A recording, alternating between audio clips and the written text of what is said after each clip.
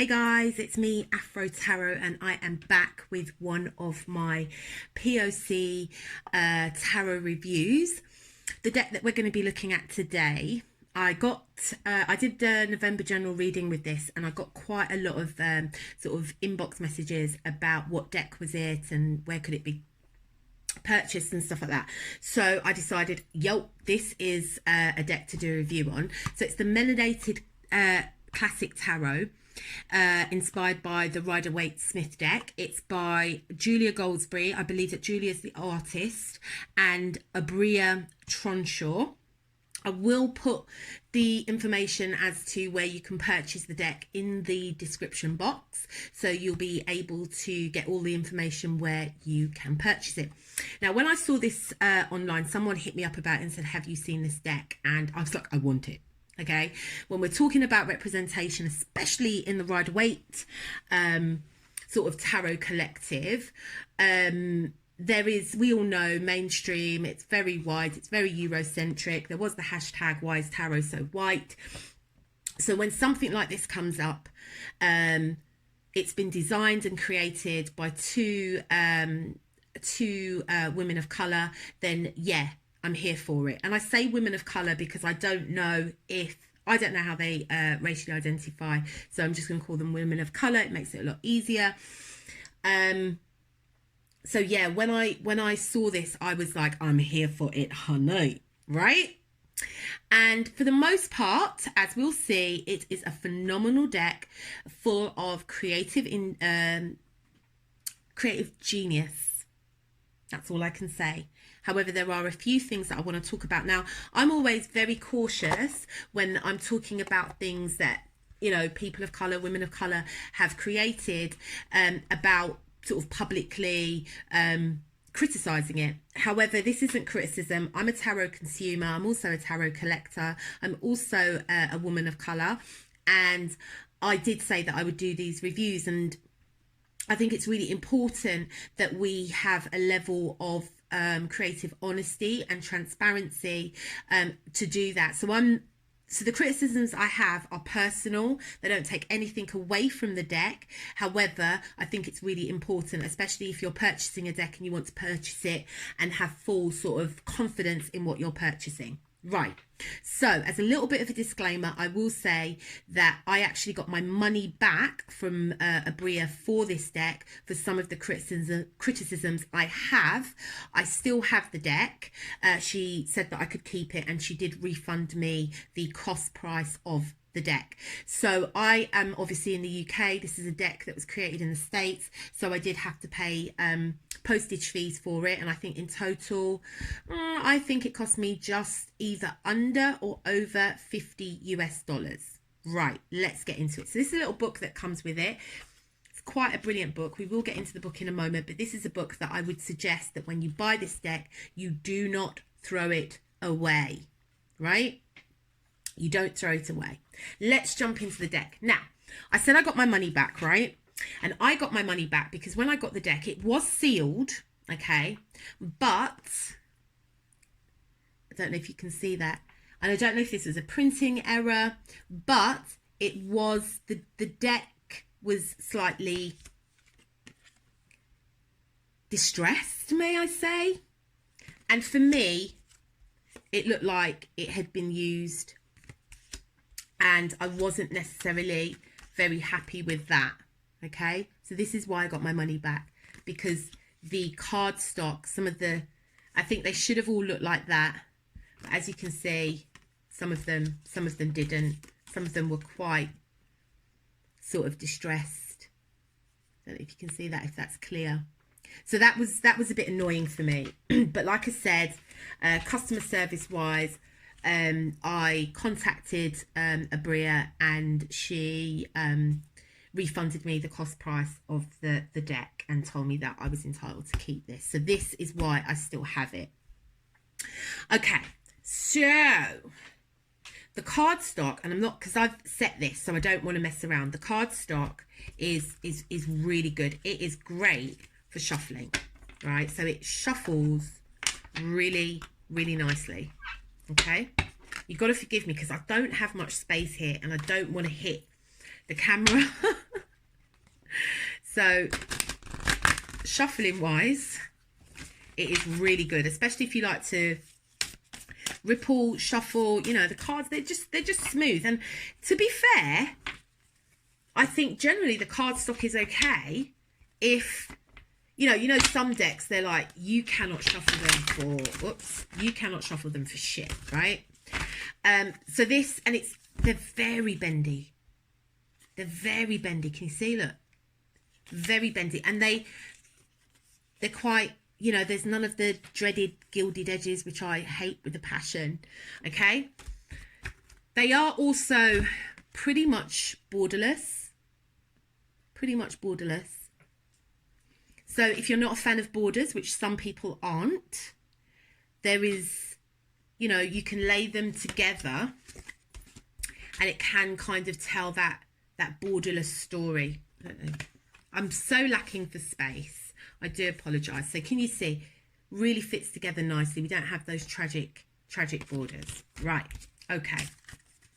So if you like borderless decks, and also as well, compared to other decks, the cards aren't that big as well. They're slightly bigger than sort of like playing cards, but they're not huge. If you have small hands, you'll be able to get your hands around them. And like I said, they're brilliant for shuffling, even though my shuffling was atrocious just there. And yeah, the deck is quite bendy. It doesn't kind of like, if you bend it over, it doesn't kind of like stay bent. You know, they're very flexible. They kind of bend back into shape. So that's brilliant. And they're quite thin as well. So in terms of cardstock shuffling, you can't knock the deck. Okay, the representation in the deck. Right, I just had to go off and clean the camera now. I'm really hoping that you can see this so much better. It doesn't seem to be coming out very clear. Okay, so here we have the Emperor looking all Mac-daddied off, looking like the original G. She has really gone to town with the detail and really keeping it so black excellence. All right, it's absolutely amazing. This is the Star, which is amazing as well. And she goes through, it's almost like 78 shades of black in this deck. And that's what I think's really amazing. And that's where you start to see the creative genius in terms of, I mean, look at that. Look at the nails. Look at the nails. This is where I see black excellence manifestation, right? So very creative. So very creative. Look at the detail. Look at the detail in the face. Oh, yeah. I really hope you can see it down to the lips and everything, the nails. But we have a problem. As some of the cards get darker, we start to lose. And I think obviously this has been created on a computer. These are graphic images. I don't know the technical arty term for it, whether it's superimposed or computer generated CGI, I don't know. But what happens is, as the image gets darker, we start to lose some of that detail. So it kind of just looks like a blob, which for me is a real shame. It's a real shame. It's not on all of the cards, like you can see, it's not on all of the cards, but it is definitely on quite a few of the ones where it gets darker. We start losing some of the imagery. Look at the death card. But in terms of like the vividness of the colors and the designs and the structure, even like the facial structure, like some faces have got quite pointed nose, some faces have got quite broad noses, some have thinner lips, some have bigger lips, some have afros, some have locks, some have kind of like kinky hair, some have kind of like 4C hair. They have really gone to town with all of that. And I mean, look at that. They roll up with the Garvey flag. RBG in the house. You know, to me, this about when she talks about representation and representation mattering, here we see it. On the box it says representation matters, especially with archetypes of magic and power, and that is so true. So you can see they really took the time out to focus on representation and all the aspects of the Black community and them all mattering. Look at the Three of Swords. Look at that. I don't know if you can see it clearly, but there's some full lips there as well. And this is the first time I've seen this card designed like this, the Three of Swords. And then we have like the Wheel of Fortune again. And these cards, the images and the colours are very vibrant and very, very bright. Again, strength. Look at the detail. She kind of reminds me of Beyonce, this one. But look at the detail in the face. And each card has a different visual. Each card is aesthetically different. The visual representation of the community in this deck is different, as you can see. I mean, just look at this. The afro. And the faces, you know, they've really thought about it. They've really thought. It's not like everyone's just got the same face. They've all got different faces. Again, as you can see, colours really vibrant. My only little gripe is obviously because they've been done on a computer. They're not shaded. They're just a blob of colour, which, you know, is neither here nor there. But being into art, I kind of would have liked to have seen maybe some more shading and stuff like that. But it's a moot point. It's a moot point for what you get with the cards. The Hangman. It's the Three of Pentacles. Can you see as the cards get darker, you kind of lose some of it, and you kind of lose some of the detail, and it kind of starts to look a little bit like a blob. And so there are aspects of this deck that I think, you know what, look at the moon. Again, it's got the face. I just think that's so awesome. I get the sense with this deck it was a little bit rushed, maybe. And I do think that they could have taken just like a little bit more time on the deck. Maybe to have spent some time, instead of just having these blobs of colour, to have kind of like had a little bit more shading. But again, this is because I'm really drawn to the art in decks. So I would see this as just a blob of colour. But hey, if you just want something that represents you and you're not really interested in that, then be here for it. Be real here for it. So I'm not going to go through all the cards. Oh, but we will talk about the Empress. Honey. We will talk about the Empress. So yeah, you get a gist for the cards, and you can see that they are full of 78 shades of blackness, which is just awesomeness. And she has kept it traditional Rider-Waite. So she has kind of stayed with the Rider-Waite theme.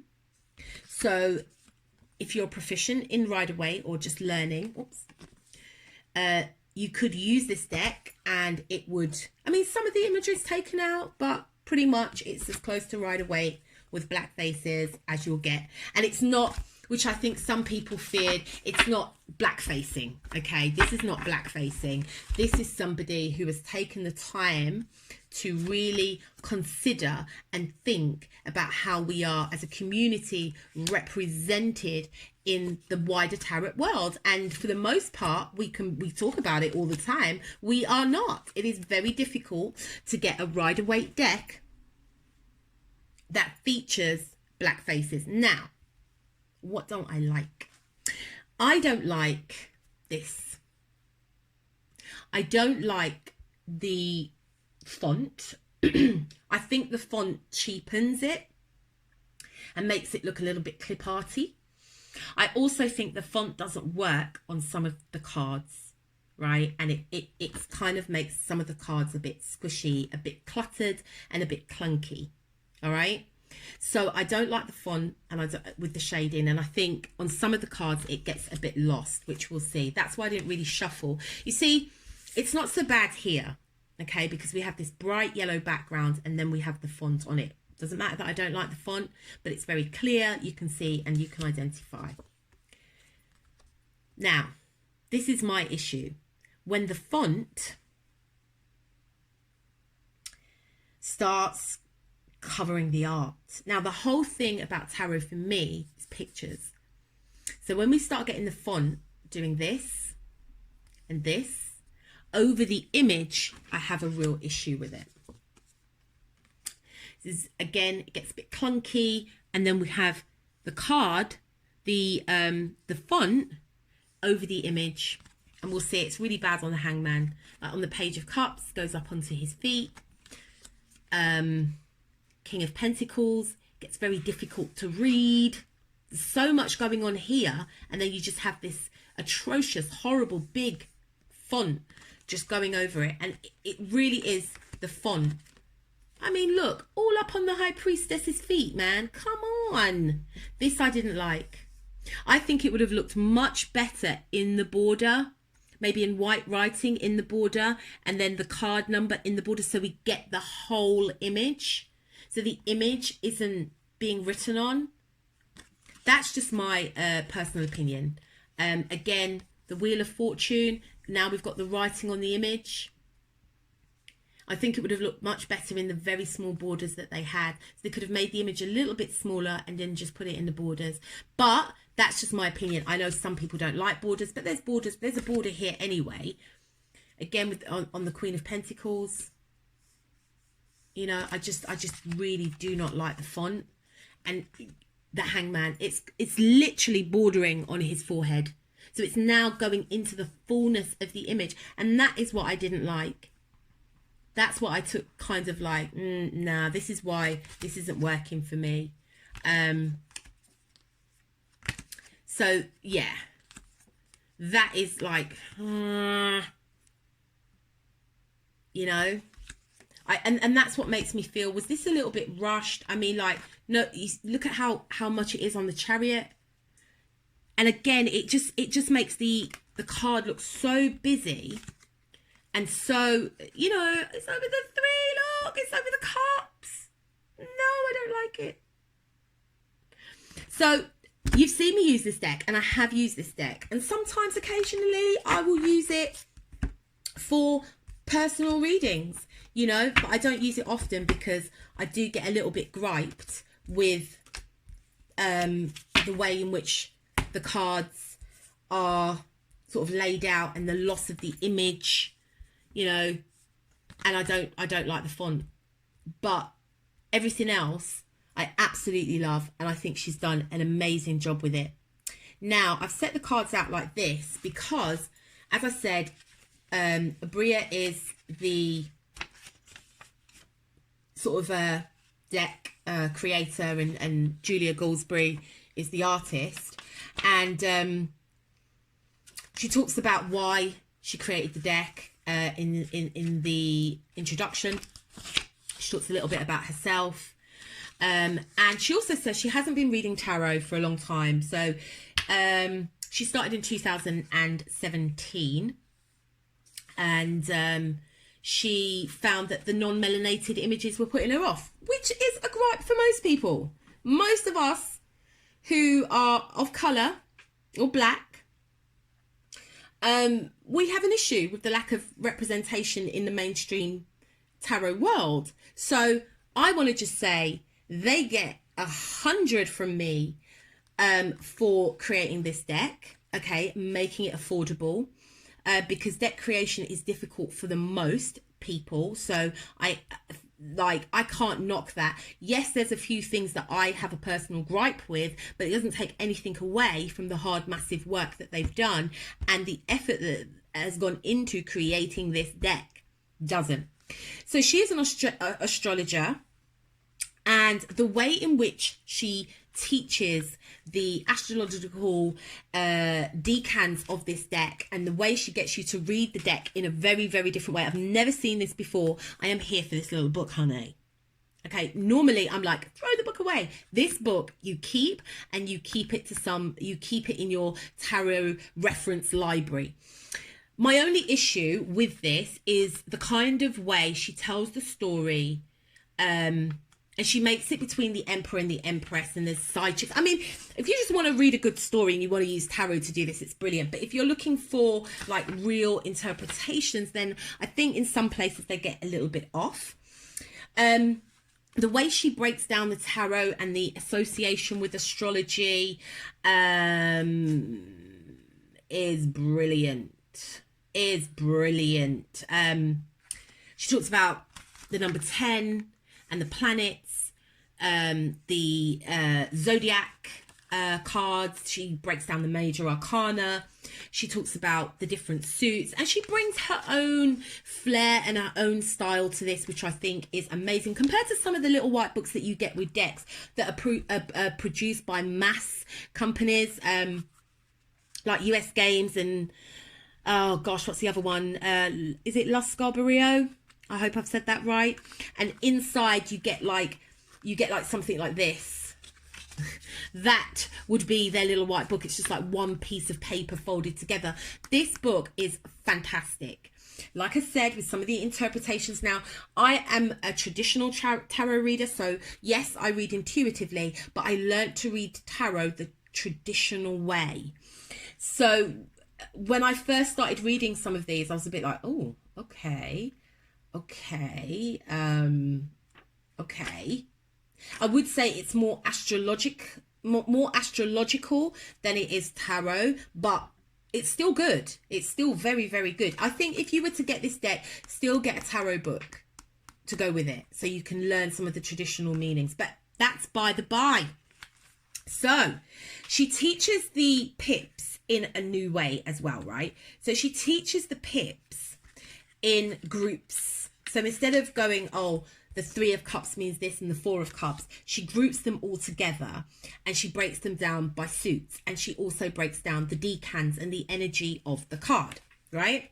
So 3 of cups, yeah, is Mercury in Cancer. Oh, don't you just love that? Mercury in Cancer. So what she says is the 3 of cups is the energy of the Magician and the Chariot. How about that?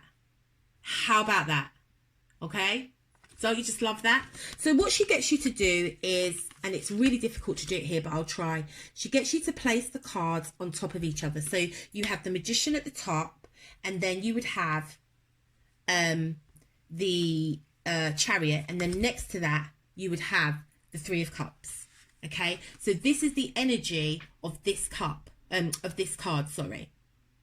And it's really good because when I began to sort of look at it just by itself, I kind of thought, yeah, actually, I can kind of see, oh my God. And I started to pull up loads of different things. So it takes you beyond keywords. It takes you beyond the keywords of this card.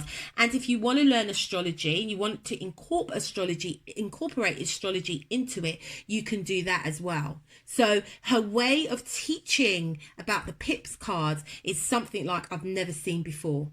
Right, I think this is ingenious. And again, so I don't want to take away, oh, I don't like the writing. Oh, I don't like the fact that, you know, some of the faces just look like blobs. I want to take that away. Those are my criticisms. But this is where I think thought, effort, creative genius, representation, all of this stuff is now represented in how she uses the cards and the system to teach you a much deeper understanding of the tarot cards. So basically, when we look at this, she actually creates this as a scenario around the Emperor. I'm going to read it for you, so bear with me. I'll hold this up so you can get a look of what she's talking about. Okay, so what's happening here? It looks like a celebration of some sort. Turn up, pinkies up. But look closer and remember how the Magician offers his tool to both babies and fools. Are these people fools? What is a fool except someone who doesn't know what's going on? So the Magician sneaks a little magic into their emotions, moves them forwards towards the truth. Look very carefully at the cups. The person on the left is wearing all white, which means she doesn't know what the hell is going on. This is the innocent Empress. The woman in gold thrusts her cup dead at the Empress. Normally, this is the Empress position, no? Who is this woman standing where the Empress stands, speaking for him? Her tunic is yellow, so she must represent the new spirit he's caught. She's the sun that's shining on him. Yet notice underneath her yellow smock is a white dress. Is she innocent too? Is there something she doesn't know? And who the fuck... Sorry. Who the fuck is this third woman thrusting her cup in the sunside's face? Has she left her hand, intuition, on the Empress' white dress so she knows the Empress doesn't know about her? This is where it gets real interesting, huh? It's like a whole story. With her right hand action, she thrusts her cup in Miss Yellow Smock's face. This woman wearing red represents the magician, and she's literally the Emperor's trick. The one no one saw coming. We see this magic trick has balanced the dynamic between the Empress and the Sun Woman so that now the magician and the Sun Woman's cups are on the same level. But the innocent Empress is above them for better or worse. She has the most exalted cup. Looking at the grapes groweth over time, as a metaphor for how they all feel about the Emperor. We see the Empress with the grapes in her hair thinks highly of him. The Sun Woman holds the grapes at her waist. She thinks of him when she's horny, but maybe because she knows he's a cheater. The thoughts don't go much higher than that. The magician's grapes, they're on the ground. She doesn't think about his ass at all, except to fuck his life up. Boom. Boom. So, do you see now how we get a whole different meaning to this card? A whole different meaning. My only issue is it only focuses on the card from one perspective. There's so much more to this card than side chicks and maybe it's because they're millennials. I don't know. Maybe it's because it's millennials and it's the way in which you guys speak and stuff like that. But the whole book kind of focuses on a love relationship between the Empress and the Emperor. And I just kind of think, it's just one side of tarot. There's so much more to it. But I still think it's a really great way of learning the decans of the card. And that's why I will always know that this card is Mercury in Cancer, you know. So in terms of learning the different astrological aspects of the card, this is a fantastic deck. Like I said, my gripes are just the font, and I would have preferred the writing to have not been on the images at all and to have been in the borders, because as you can see there is a little border there, and I just felt it was a little bit rushed in places where we lose some of the imagery as the cards get darker, as the shades get darker, we lose a little bit of imagery. Look at the fall there, it's just so glorious. So that's where I think it might have got a little bit rushed, but you know, the money that it goes into creating a deck and wanting to get the deck out there, I mean, just look at that, look at his hair.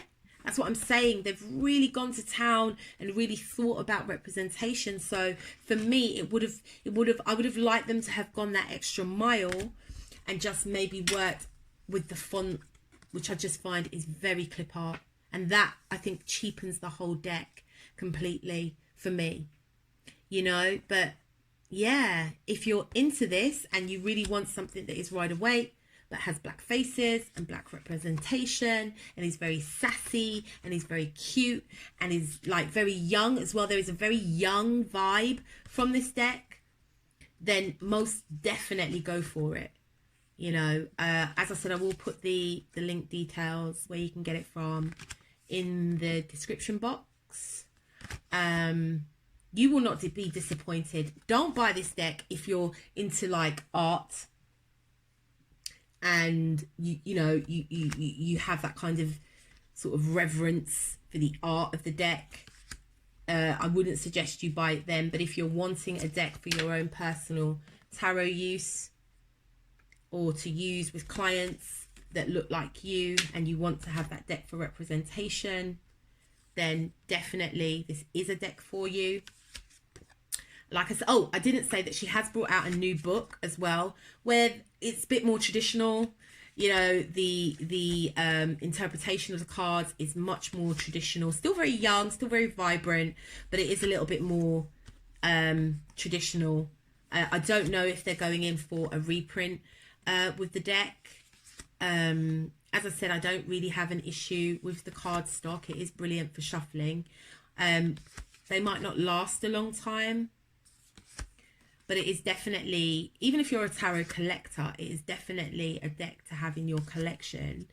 There's nothing wrong with purchasing it and having it in your collection, because these young women went into, you know, their sacred place to create a piece of art for us in our community, because we are part of the tarot community. And instead of complaining about the lack of representation, they went and did something about it, which I think is absolutely amazing.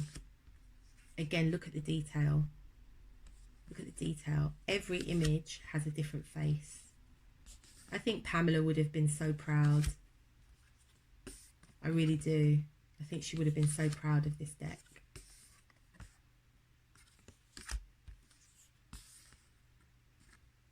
And like I said, she's kept it real Rider-Waite. It's the same imagery.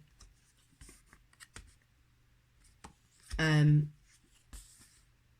would really think, I would love to think that like an angel investor would back these two women, sorry. I say girls because, you know, I probably could be their mum. Would back them and invest into this deck and maybe give them the resources and the money that they need in order to take it to that next phenomenal level. It's definitely there, but as somebody that owns hundreds of decks, I was just like, no. But I understand why, especially if you're trying to bring things out as a creative, then, you know, it can be very challenging. Kickstarters, GoFundMes, all of these kind of things, but maybe that's the next step that they can take it to, and just really like boss up and get it mainstream. Have it in Barnes and Nobles and on Amazon and all of that good stuff, you know, because we need this.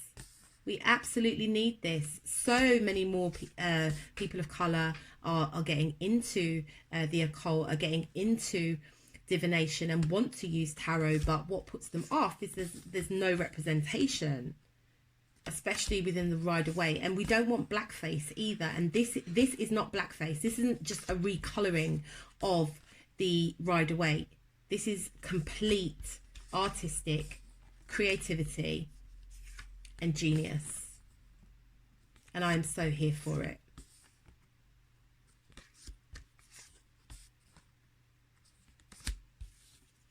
So thanks for tuning in, guys. Thanks for listening.